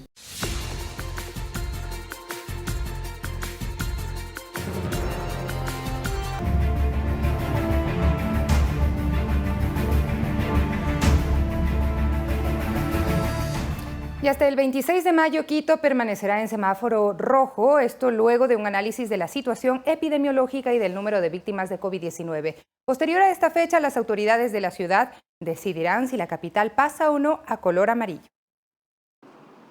Todavía no hay una petición formal al Comité de Operaciones de Emergencia para que la capital de los ecuatorianos pase el próximo martes 26 de mayo de semáforo rojo a amarillo. Este día será crucial, pues se cumplen 70 días de confinamiento desde el primer caso en el Distrito Metropolitano de Quito. Nuestra preocupación es de que la ciudad tenga ya un nivel de autocuidado para poder salir también a realizar actividades, porque no podemos seguirnos encerrando más tiempo. Yunda señaló que el 26 de mayo sesionarán el Consejo Metropolitano y el Comité de Operaciones de Emergencia y se analizará la situación de la capital, pues en las últimas semanas, de acuerdo a las cifras oficiales del Ministerio de Salud, los casos de infectados sobrepasan los 2.800 y hay más de 200 fallecidos. Para poder pensar en la siguiente etapa, que también es nuestra preocupación, y nosotros eso además tenemos que comunicar al COE Nacional y el COE Nacional tendrá que autorizar. Nosotros estamos conscientes que la ciudad no puede aislarse más tiempo, tenemos que salir. El presidente del sector textil, uno de los más golpeados por la crisis, también se pronunció ante la posibilidad del cambio. No tenemos dinero para poder cubrir nuestros sueldos. Si viene la luz amarilla y me preguntan a mí en lo personal, les digo no es recomendable. En las calles, a pesar de que rige el semáforo en rojo, se evidencia mucho tráfico vehicular y de flujo de personas, casi imposible de controlar. Y las opiniones son divididas sobre si se debe dar o no el paso a otra fase en Quito. La gente no está cumpliendo con las medidas de precaución. Ahorita toda la gente está saliendo a la calle y no se da cuenta del peligro. No estamos listos ya, no acatamos bien las órdenes. Muy bien, porque tenemos que tratar de reactivar la economía. La última ordenanza aprobada por el Consejo Metropolitano contempla 6 reglas para el plan piloto para el retorno paulatino al trabajo obligatorio, sujeto a licencias de actividades económicas. Valeria Villarroel, Ecuador TV. 8:24. Y este viernes el Centro de Atención Temporal Quito Solidario, localizado en el Parque Bicentenario, recibirá a los primeros 60 pacientes infectados por COVID-19. 300 profesionales de la salud y personal administrativo ya iniciaron sus actividades. En los exteriores del Centro de Atención Temporal Quito Solidario se formaron 2 filas que sumaron alrededor de 300 personas, entre médicos, enfermeras, técnicos de laboratorio, farmacia y personal administrativo. Ellos fueron sometidos a la prueba de hisopado para el diagnóstico de COVID-19 a través de una muestra de la mucosa faríngea previo al inicio de sus funciones. Tengo que seguirle haciendo las pruebas cada 7 días para ir evaluando al personal. Nosotros lo que necesitamos es proteger al personal profesional que va a estar aquí. Ellos estarán en la primera línea de atención. María José es parte del equipo. Siente miedo de exponerse al virus, pero su vocación puede más. Asegurarnos de que cada uno esté negativo y de esa manera no poner en riesgo a los mismos pacientes y a nuestros mismos compañeros. Porque nosotros podemos ser fuentes de contagio. Muchos de nosotros trabajamos en otros lugares de manera privada e inclusive con nuestras familias. Siempre estamos en riesgo. Este viernes 22 de mayo, al menos 60 pacientes con sintomatología leve y moderada ingresarán a este centro que cuenta con 370 camas que están numeradas y con equipamiento. Serán derivados del sistema público, así lo anunció el secretario de Salud, Lenín Mantilla. Del Hospital Pablo Arturo Suárez, un grupo de pacientes, de hospitales como IESUR, de hospitales como el Militar. Sé que hay residencias, de acuerdo, ayer nos dieron una inducción, sé que hay residencias para poder descansar todo el personal que va a estar en cada guardia. Aclaró que no se aceptarán a personas contagiadas o con sintomatología respiratoria que lleguen por voluntad propia. Todo estará coordinado con la red del Ministerio de Salud. Valeria Villarroel, Ecuador TV. Y el Cantón Azogues en la provincia de Cañar solicitó al COE cantonal pasar del color rojo al amarillo desde el próximo lunes 25 de mayo. A la fecha son 15 cantones del país que han cambiado de color con la metodología del semáforo. El Cantón Azogues quiere avanzar un paso más hacia la normalidad. Su máxima autoridad, Rommel Sarmiento, solicitó al COE cantonal la autorización para cambiar de color rojo al amarillo desde el próximo lunes 25 de mayo. Los análisis de la Mesa Técnica de Salud, dijo el alcalde de Azogues, sustentan este pedido rumbo a recuperar de manera ordenada la normalidad. La curva se encuentra aplanada, no existe ascenso y más bien ha existido en el cantón un buen número de recuperados. Estamos hablando de 29 recuperados, estamos hablando de 44 contagios. Si el COE cantonal aprueba el cambio de color, eso no significa que los azogueños se descuiden en su cuidado personal y enfrenten con irresponsabilidad este cambio, precisó el alcalde. Seguimos con las mismas restricciones de prevención, es decir, habrá únicamente circulación de los vehículos 2 veces a la semana de los primeros últimos dígitos de la placa, es decir, los vehículos que tenían el dígito 1 y 2 para circular el lunes, circularán también el día jueves. Haremos control, se aperturan todo tipo de actividad económica, pero realizaremos una inspección, personalmente lo haré con el personal de gestión de riesgos, la Intendencia, la Comisaría, lo haremos con la Guardia Ciudadana. Local que no cumpla las medidas de bioseguridad será cerrado el local, ubicado un sello, no de clausura, ni tampoco de sanción, de advertencia. A la fecha, a escala nacional, son 14 cantones que están en color amarillo. 3 cantones de la provincia del Guayas, Daule, El Triunfo y San Borondón. También 3 cantones de la provincia de La Suay, El Pan, Paute y Sevilla de Oro. Se encuentran también en amarillo 3 cantones de la provincia de Morona Santiago, Pablo VI, Palora y Santiago de Méndez, y en Zamora Chinchipe, el cantón Chinchipe. A estos se suman los cantones Calvas y Loja en la provincia de Loja, Guayaquil en la provincia del Guayas y Lago Agrio en Sucumbíos. Solo un cantón en todo el país está en color verde, es Aguarico en la provincia amazónica de Orellana. Javier Ceballos, Ecuador TV. Y la Autoridad de Tránsito Municipal en Guayaquil realizó operativos de control para asegurarse que la ciudadanía cumpla con las medidas de bioseguridad y distanciamiento en los buses de transporte urbano. Luego de que en redes sociales circularon videos como este en que se observa que no se cumplieron las disposiciones ni distanciamiento en algunos buses urbanos de Guayaquil, durante el primer día del semáforo amarillo, este jueves la ATM realizó controles. La autoridad transportista se ha reorganizado. La ciudadanía tiene que adaptarse, tiene que entender que no puede subir si no tiene la mascarilla. Tiene que cuidarse teniendo alcohol permanentemente consigo, llevarlo y ponerse alcohol en las manos. Las disposiciones son claras. En los buses solo pueden ir personas sentadas, con mascarilla puesta, y las unidades deben ser constantemente desinfectadas. Durante el operativo se observó algunos incumplimientos. El señor chofer coge mucha gente, pues. No hay de otra manera, el chofer es el culpable. El chofer pues, tiene que no permitir que suban, que no vayan full los carros. El chofer es el culpable porque él viene, agarra y el bus se llenó. Sin embargo, otros ciudadanos reconocen que en ellos también está la responsabilidad de cumplir lo establecido y no subir a buses que ya están llenos. Ya deben de hacer las personas conciencia de que esto no es un juego. Esto afecta a la familia. Durante el operativo, los agentes de la ATM ingresaron a los buses para verificar el cumplimiento y socializar las medidas. Choferes señalan que sí hay unidades en las que se respeta la bioseguridad. Ayer ninguna, hay que elaborar ninguno. Todos suben con mascarilla. Ahora, ellos están claros que si no cumplen, el vehículo inmediatamente va a ser retirado de circulación. Luis Alfredo Zúñiga, Ecuador TV. Y revisemos enseguida las cifras de COVID-19 que dio a conocer el Ministerio de Salud este jueves. Hospitalaria 3.638, con alta epidemiológica 10.087, casos descartados 42.392, casos confirmados 35.306, personas fallecidas 2.939.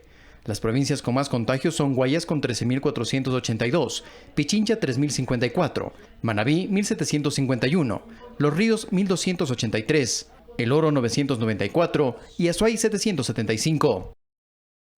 Y como parte del compromiso social con las familias de escasos recursos, el Gobierno Nacional entregó 10 viviendas en Durán, en la provincia de Guayas. Los damnificados también accedieron a los kits de víveres y atención médica como parte del programa Guayas Vive.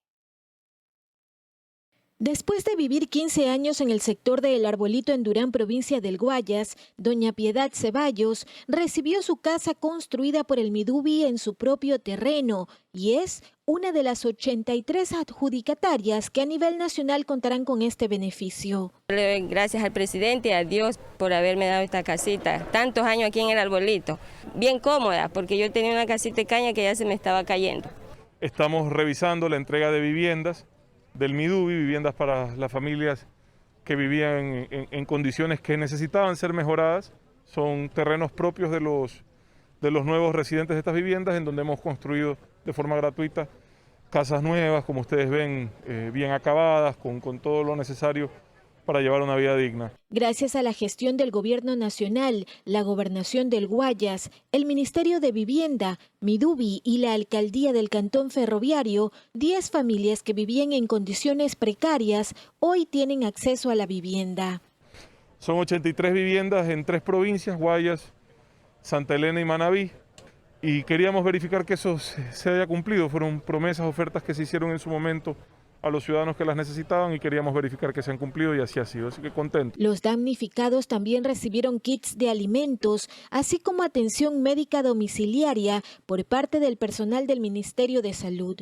Las donaciones llegan gracias al aporte de la empresa privada mediante el programa Guayas Vive, que hasta la fecha ha repartido raciones alimenticias a más de 90.000 familias en toda la provincia. Estamos conversando con el alcalde, que fue también impactado fuertemente por el COVID. Sabemos que la presencia de los médicos, las pruebas, nos ayudan a tomar decisiones para ir cambiando nuevamente el semáforo amarillo, retomando cierta normalidad, cierta actividad, para que ya podamos seguir adelante, ¿no? De mayor precariedad y de mayor vulnerabilidad. Además, nos acompaña el Ministerio de Salud Pública dentro de estas brigadas, haciendo las diferentes pruebas de hisopado, pruebas rápidas y los chequeos médicos correspondientes para asegurarnos que todas las familias de Durán cuenten con la debida atención médica. Seguimos trabajando en la calle, en territorio desde el día 1 y lo seguiremos haciendo para mejorar la calidad de vida de todos los guayasenses. Mariuxi Buenaño, Ecuador TV. 8 de la mañana con 33 minutos y el Hospital de Especialidades Carlos Andrade Marín adquirió 11 ventiladores mecánicos de última generación para la atención de pacientes con COVID-19, con lo que se refuerza su unidad de cuidados intensivos. Los ventiladores mecánicos controlan la función respiratoria de los pacientes de forma artificial, mejoran su oxigenación y el barrido de dióxido de carbono. Entre las principales características de estos equipos Hamilton G5 importados de Suiza destacan su pantalla remota, el control automatizado de la ventilación, la posibilidad de oxigenación sincronizada en tiempo real y la medición de la presión transpulmonar. Los equipos reemplazados serán repotenciados para mantenerlos operativos y así brindar asistencia a pacientes COVID y no COVID que requieren cirugías de tercer nivel de alta complejidad y con enfermedades catastróficas. Y también les contamos que en el Centro de Rehabilitación de Ambato, 481 personas privadas de la libertad se contagiaron con COVID-19 hace aproximadamente un mes. La mayoría de ellos superó la enfermedad y están a la espera de que se les realicen nuevas pruebas por parte del Ministerio de Salud. El Ministerio de Salud realizará una segunda prueba a los privados de la libertad del Centro de Rehabilitación de Ambato, donde hace un mes se presentaron casos de fiebre alta en varios internos. Hay 2 fallecidos por sospecha de COVID-19 y 420 dieron positivo para coronavirus. Los internos cumplieron todas las recomendaciones y superaron la enfermedad. Así lo confirmó el director del Servicio Nacional de Atención a Adultos Privados de la Libertad. Cumplieron a cabalidad con las indicaciones y protocolos de aislamiento dispuestos por los médicos, su director, el personal administrativo y los agentes de seguridad penitenciaria. De esta manera pudieron afrontar y vencer la adversidad de la enfermedad. hoy se encuentran en un proceso de plena recuperación de su salud. Esperamos que el Ministerio de Salud pueda tomar la segunda prueba para confirmar que los privados de la libertad del CRS Ambato se encuentran fuera de peligro. El presidente del Comité de Derechos Humanos, Antonio Torres, indicó que la situación en el centro carcelario está superada. Porque el director y yo hablé con el médico preguntándole cuántos enfermos hay. Efectivamente hay unos cuantos y que están aislados y que algunos habían llevado al hospital y que ya los han regresado y que tal situación se superó. Se han efectuado 1.040 pruebas rápidas en PPLs y 30 en agentes de seguridad penitenciaria, 108 pruebas PCR en agentes penitenciarios y 67 en internos. En la cárcel de Ambato se realizaron procesos de desinfección. Hemos realizado muchas desinfecciones, muchos aislamientos con la ayuda de los consejos provinciales, de la alcaldía y de la gobernación de la provincia. Al Centro de Rehabilitación Social de Ambato llegaron donaciones del Comité Internacional de la Cruz Roja de guantes, gel y jabón. Se trata de 40 frascos de alcohol en gel, 150 mascarillas de protección, 72 pares de guantes de caucho, 1.310 jabones y 15 bolsas de detergente en polvo, que fueron recibidas por el director del SNAI. Verónica Rivadeneira, Ecuador TV.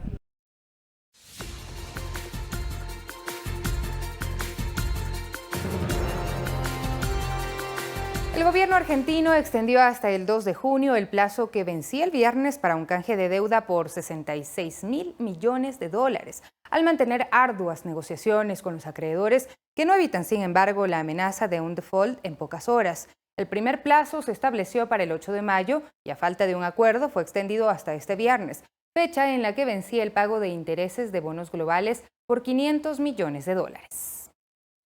Nos vamos a someter a la Argentina a nuevos compromisos que no podamos cumplir. Yo quiero que el mundo nos vea como un país honorable que cumple sus compromisos. No vamos a asumir ningún compromiso con nuestra deuda que postergue lo que todos los argentinos que están encerrados en sus casas están esperando. Y en Perú se presentó un inusual caso. El alcalde de Tantará, en la región de Huancavelica, Jaime Rolando Urbina, fue detenido por la policía de su pueblo por violar la cuarentena y salir a ingerir alcohol con sus amigos. El hecho se registró el pasado lunes y a pesar de que todo iba bien, el ruido que provocaron los presentes alertó a los vecinos, quienes no dudaron en llamar a las autoridades. Pero el dolor de cabeza para Urbina apenas comenzaba, pues la policía llegó y en un aparente afán, el alcalde no tuvo otra opción que meterse en un ataúd y fingir su muerte.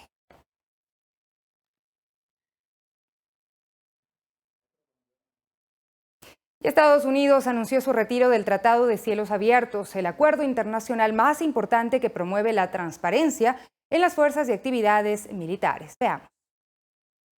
Estados Unidos ya no quiere formar parte del Tratado de Cielos Abiertos, que permitía los vuelos militares sobre los territorios de los 35 países miembros para reforzar las relaciones de confianza. El presidente Donald Trump justificó su decisión al anunciar que, a pesar de su muy buena relación con Rusia, el país europeo no había respetado los términos del tratado. Hasta que se adhieran, nosotros nos retiraremos. Pero hay una gran posibilidad de que hagamos un nuevo acuerdo o de que hagamos algo para que ese acuerdo vuelva a estar en marcha, dijo el presidente Trump. Moscú, por su parte, negó las acusaciones de Estados Unidos y aseguró que ellos también identificaron varias violaciones de los términos del acuerdo por parte de Washington. Aseguran que la administración de Trump estaba trabajando para descarrilar todos los acuerdos sobre el control de armas. No obstante, el Kremlin se muestra dispuesto a resolver el problema a través del diálogo, ya que de no retractarse, Estados Unidos saldría del tratado en noviembre de 2020. El pacto, que entró en vigor en 2002, es uno de los esfuerzos de control internacional de armas más amplio que promueve la transparencia en las fuerzas y actividades militares. Coralía Pérez, Ecuador TV. Y un avión pakistaní de Pakistan International Airlines se estrelló este viernes cerca del aeropuerto pakistaní de Karachi. El vuelo PK-8303, que cubría la ruta Lahore-Karachi, transportaba a bordo a 107 personas, incluidos los miembros de la tripulación.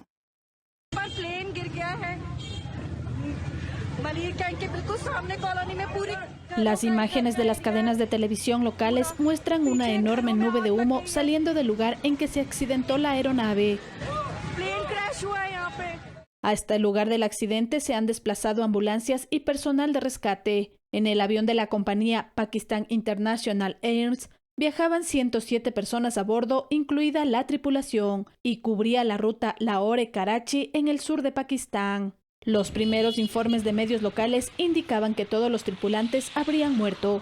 Sin embargo, información de último momento de las autoridades no precisa la cantidad de muertos.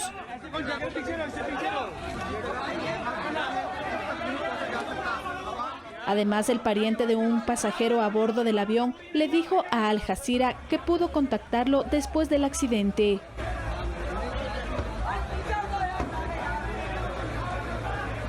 Poco después de conocerse el siniestro, el ministro de Aviación ordenó la puesta en marcha de una investigación para conocer las causas.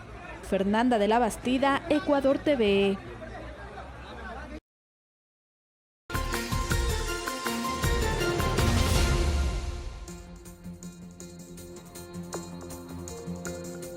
Y en China, todos los niños y niñas que ingresan a sus centros educativos son desinfectados para evitar un rebrote de la enfermedad. Además, en España se creó una mascarilla transparente para personas sordas. Más en El Mundo Ahora.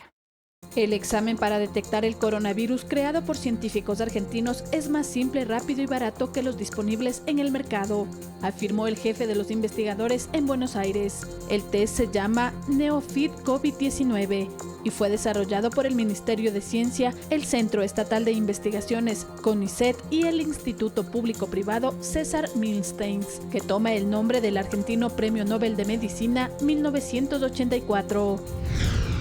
Así es como desinfectan en China a los niños y niñas que van a la escuela, según las imágenes de un video que se ha viralizado en las redes sociales. Se les desinfectan los zapatos, se les echa gel en las manos y toda la ropa es vaporizada con desinfectante. Las autoridades del país no quieren que un rebrote de coronavirus vuelva a poner en peligro millones de vidas.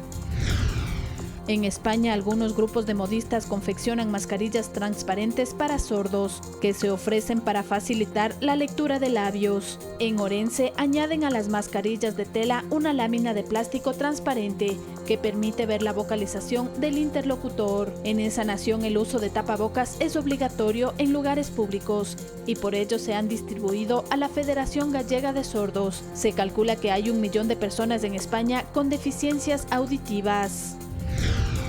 En Irán, trabajadores de la Escuela para Perros de Teherán colaboran con el ejército para lograr que los canes olfateen el coronavirus, incluso en personas que no muestren síntomas. El objetivo es lograr que los animales revisen el estado de entre 250 y 300 personas por hora. Fernanda de la Bastida, Ecuador TV.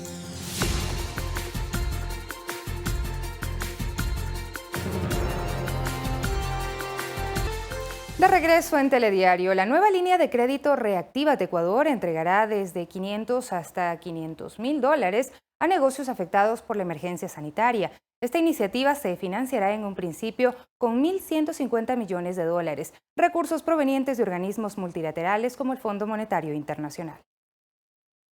El gobierno ecuatoriano lanza una línea de crédito denominada Reactívate Ecuador con el propósito de oxigenar las economías de las micro, pequeñas y medianas empresas afectadas por la crisis económica derivada de la emergencia sanitaria por el COVID-19. Este producto se financiará en un principio con $1.150 millones, recursos provenientes de organismos multilaterales como el Fondo Monetario Internacional, el Banco Mundial, el Banco Interamericano de Desarrollo y la Corporación Financiera para el Desarrollo de Estados Unidos, mismos que se canalizarán en un fondo de reactivación. Patricio Alarcón, presidente de la Cámara de Comercio de Quito, manifiesta que este crédito es un auténtico salvavidas para los negocios.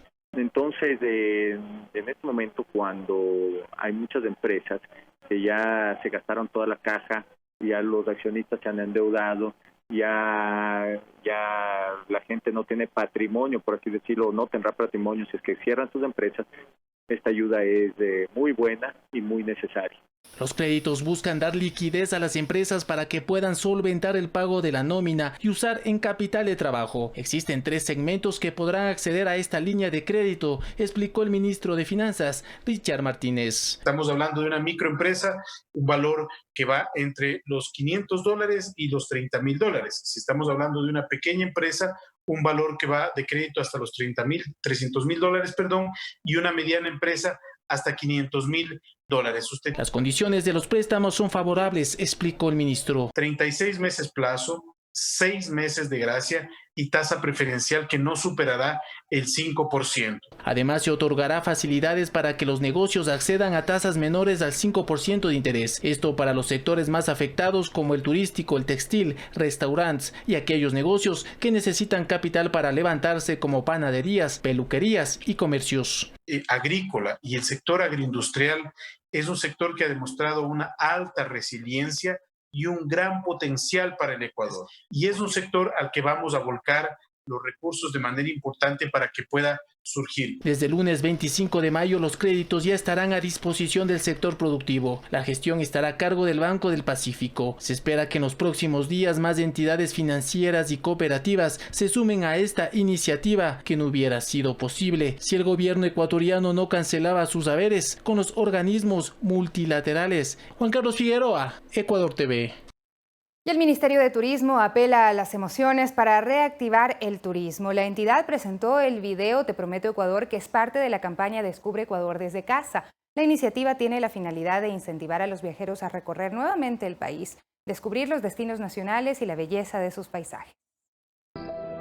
Te prometo Ecuador, es el lema escogido por el Ministerio de Turismo. Esta frase promocional es parte de la campaña Descubre Ecuador desde casa, presentada por la ministra de esta cartera de Estado, Rosy Prado de Holguín, con la finalidad de incentivar a los viajeros a recorrer nuevamente el país y descubran los destinos nacionales y la belleza de sus paisajes. Para decirles que cuando se retome la circulación en general, vuelvan a visitarnos para disfrutar de la naturaleza, cultura, gastronomía, calidez de su gente.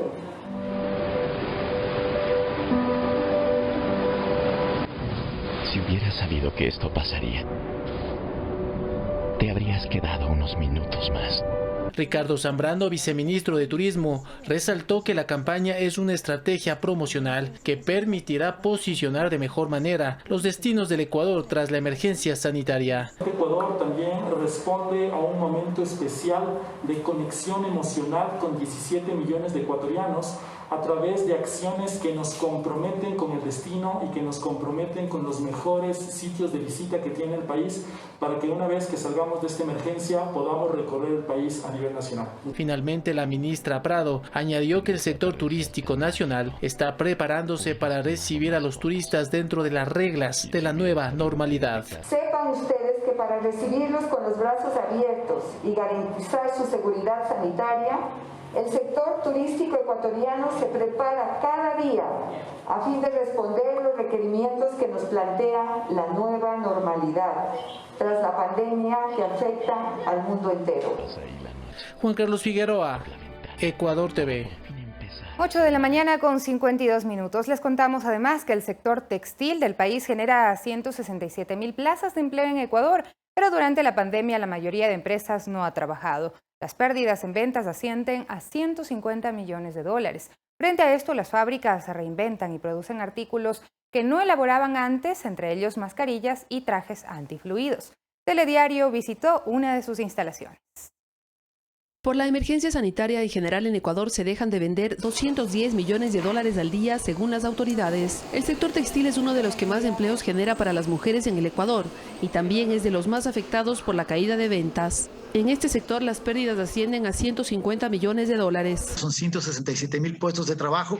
Lo más importante en ese sector es que 73% son mujeres y es importante ir reactivando. Es decir, estamos trabajando junto con cada uno de los sectores industriales. En esta fábrica ubicada en la parroquia de Amaguaña, a 50 minutos de Quito, todo cambió, pero no se detuvieron las operaciones debido a la emergencia sanitaria. De realizar artículos para el hogar, pasaron a hacer mascarillas antifluidos, es decir, sus fibras no permiten que pase el agua. También diseñaron este traje antifluidos y sus materiales son de poliéster y algodón, 100% telas nacionales. No estábamos preparados quizás a hacer prendas, a hacer cortes anatómicos, otro tipo de costura, pero la gente se reinventó, la gente aportó, que sobre todo hay detrás de toda una técnica, un diseño, un desarrollo, una innovación que parte desde la tela, el diseño del corte anatómico, las propiedades que tienen los textiles y los acabados que podemos darlos para dar una solución ante esta emergencia.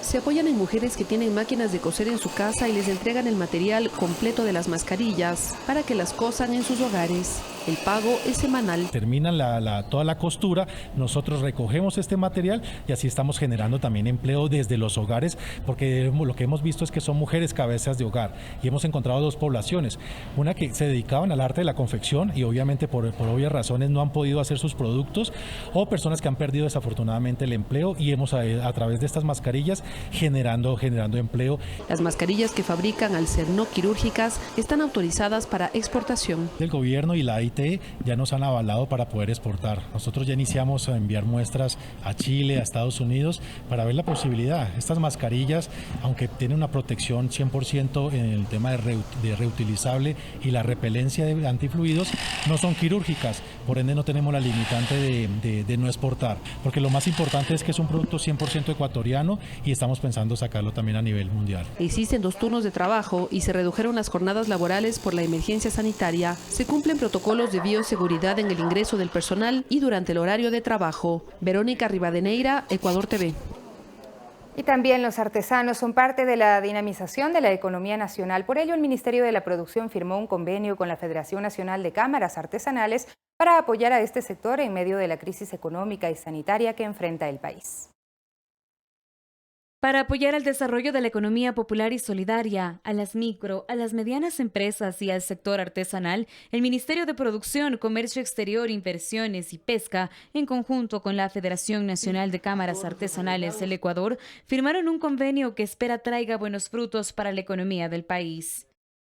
Asociados a las cámaras artesanales filiales a la FENACA, a través de una prestación efectiva y articulada de productos y servicios, lograremos una mejor introducción de los artesanos en el mercado nacional e internacional. Necesitamos acción, necesitamos arrimar el hombro, necesitamos entender que el país está quebrado, no tenemos recursos, pero los recursos que los hemos logrado, hoy los estamos dirigiendo al sector productivo.